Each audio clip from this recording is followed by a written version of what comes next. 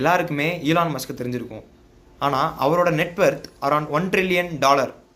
எப்படிடா இந்த மனுஷனால் இவ்வளோ இது பண்ண முடிஞ்சுச்சு அப்படின்னு யோசிச்சு பார்த்தா, one of the main reason inversion thinking. Inversion திங்கிங்கிறது என்ன அப்படின்னா, அது ரிவர்ஸ் இன்ஜினியரிங் கான்செப்ட் மாதிரி. எப்போவுமே ஒரு ப்ராப்ளமுக்கு ஃபார்வர்டாக யோசிக்காமல் பேக்வேர்டாக யோசிக்கிற மாதிரி. இது எப்படி நம்ம ரியல் லைஃப்பில் அப்ளை பண்ணலாம்?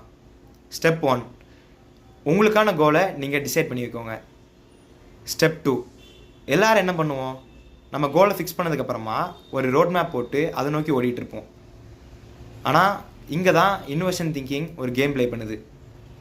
கன்வென்ஷனலாக இல்லாமல் எந்த இடத்துல ப்ராப்ளம்ஸ் வரும், அதே மாதிரி ஃபெயிலியர் வரும், பெயின் பாயிண்ட் வரும், இதெல்லாம் நம்ம தெரிஞ்சுக்கிட்டோம் அப்படின்னா நம்ம முக்கால்வாசி ஜெயித்த மாதிரி தான்.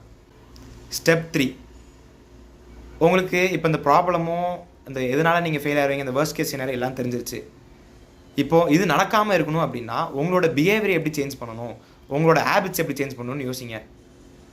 அதுக்கேற்ற மாதிரி ஆக்ஷன் எடுத்தீங்க அப்படின்னா அதுதான் ஸ்டெப் 4. இதுதான் நம்ம வேர்ல்டில் எல்லா மில்லியனர்ஸும் இதை யூஸ் பண்ணிகிட்டு இருக்காங்க, இந்த இன்வர்ஷன் திங்கிங்கை. இதை பற்றி நீங்கள் என்ன நினைக்கிறீங்க, இந்த காமெண்ட் செக்ஷனில் காமெண்ட் பண்ணுங்கள்.